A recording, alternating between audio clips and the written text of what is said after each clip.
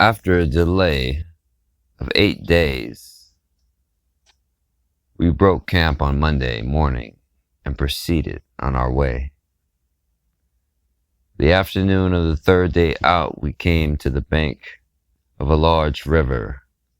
The stream was about 2,000 feet wide, running bank full, and current was at least 10 miles per hour. We were told that this stream, in ordinary times, could be crossed at this place without any inconvenience. We decided to camp until morning and observe the rise and fall of the water. We were informed that we would be able to cross by bridge farther upstream, but to reach this bridge would necessitate a detour of at least 4 days hard travel. We felt that if the water was receding, it would be better to wait a few days rather than undertake a long detour. It had been demonstrated to us that we need not take any thought as to our provisions, for from the day already referred to, when our provisions were exhausted, the whole company, consisting of over 300 persons, had been supplied with an abundance of provisions from the invisible, as we called it. The supply was maintained for 64 days until we returned to the village from which we started. Thus far, none of us had any idea of the true significance or meaning of the thing we were experiencing. Neither were we able to see that these things were performed by definite law, a law that all can use. When we were assembled for breakfast the next morning, we found 5 strangers in camp. They were introduced, and it was mentioned that they were from a party that was camped on the other side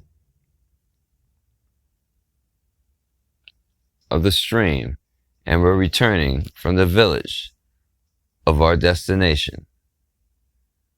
We thought very little of this at the time, as we naturally supposed they had found a boat and had crossed in it. One of our party said, "If these people have a boat, why can we not use it to cross the stream?" I think all of us saw this as a way out of our difficulty, but we were told that there was no boat, as the crossing was not thought to be of sufficient importance to maintain one. After finishing breakfast that morning, we were all assembled on the banks of the stream. We noticed that Emil, Jast, and Nepro, with 4 others of our party, were talking with the 5 strangers. Jast came to us and said they would like to cross with the others to the camp on the other side of the stream, as they had decided to wait until the next morning.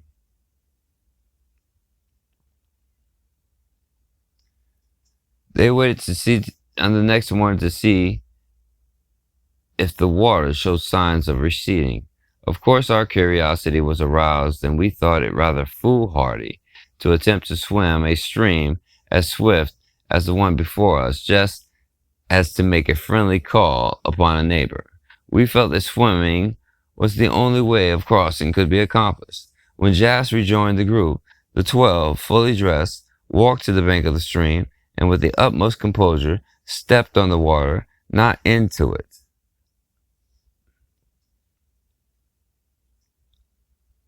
Stepped on the water, not into it.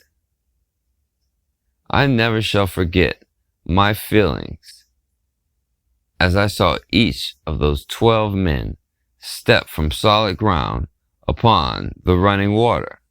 I held my breath, experiencing, of course, to see them plunge, expecting to see them plunge.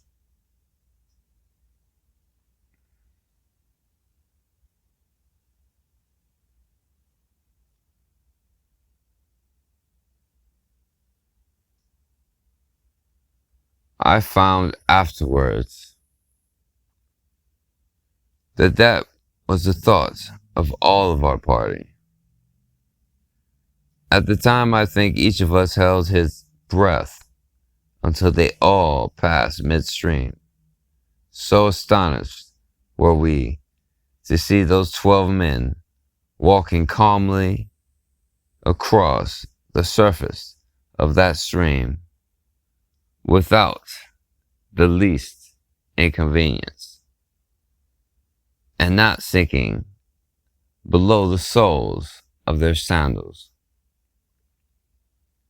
When they stepped from the water to the farther bank, I felt that tons of weight had been lifted off of our shoulders, and I believe this was the feeling of every one of our party, judging from the size of the relief as the last man stepped ashore. It certainly was experience that words fail to describe. The 7 belonging to our party returned to lunch, while the excitement was not so intense as the second crossing. Every one of us breathed more freely when the 7 were safe ashore again. Not one of our party had left the bank of the stream that afternoon.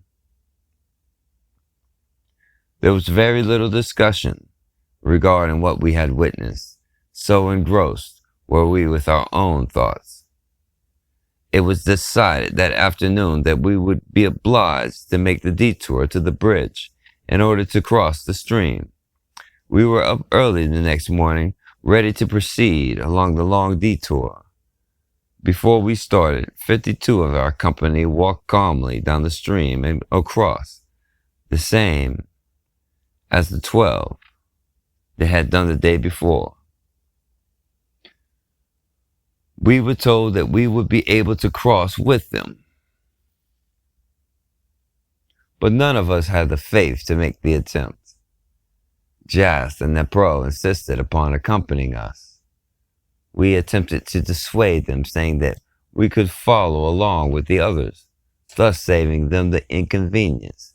They were unyielding and stayed with us, saying that it was absolutely no inconvenience to them.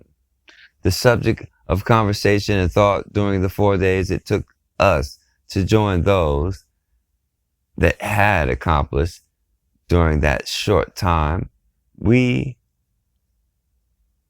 had been with those wonderful people. The second day, the company was toiling up the steep side of the mountain with the hot sun pouring down upon us, when our chief, who had said little during the last 2 days, suddenly remarked, "Boys, why is it that man is obliged to crawl and grovel over this earth?"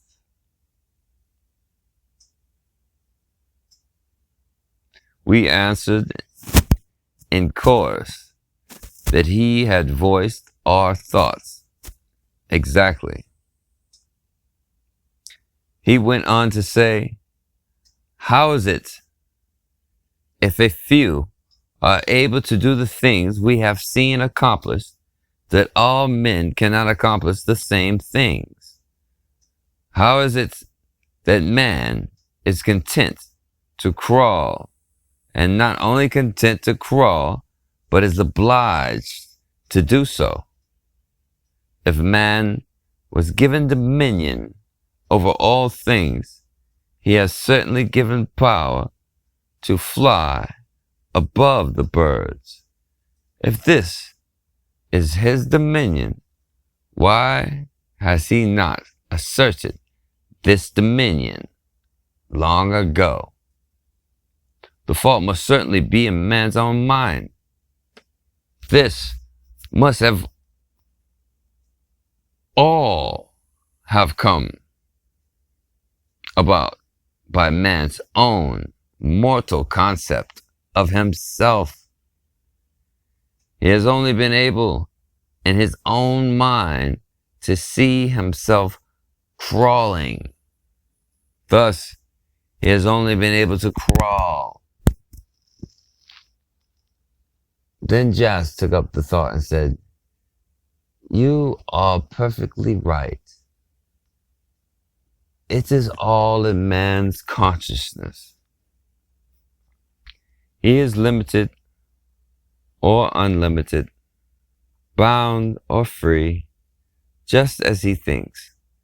Do you think that men you saw across the stream yesterday to save themselves the inconvenience of this trip are in any way special creations any more than you are? No. They are not created in any way different from you. They do not have one atom more power than you were created with. They have, by the right use of their thought forces, developed their God-given power. The things you have seen accomplished while you have been with us, you yourselves can accomplish just as fully and freely. The things you have seen seep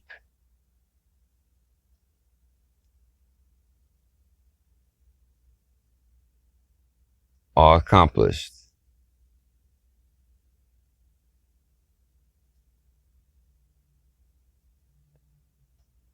and acted with definite law. The things you have seen are accomplished and acted with definite law, and every human being can use the law if he will. The talk ended here, and we went on and joined the 52 who had crossed, then proceeded to the village.